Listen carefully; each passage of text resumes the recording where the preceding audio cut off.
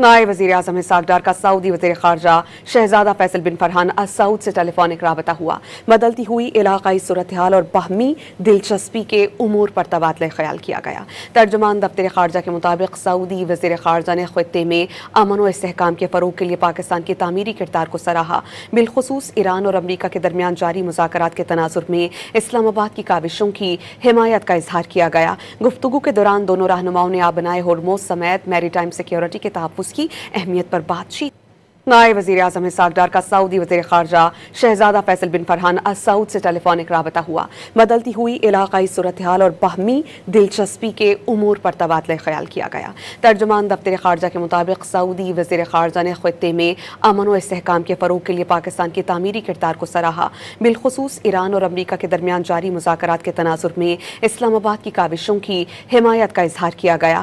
گفتگو کے دوران دونوں رہنماؤں نے آبنائے ہرموز سمیت میری ٹائم سیکیورٹی کے تحفظ کی اہمیت پر بات چیت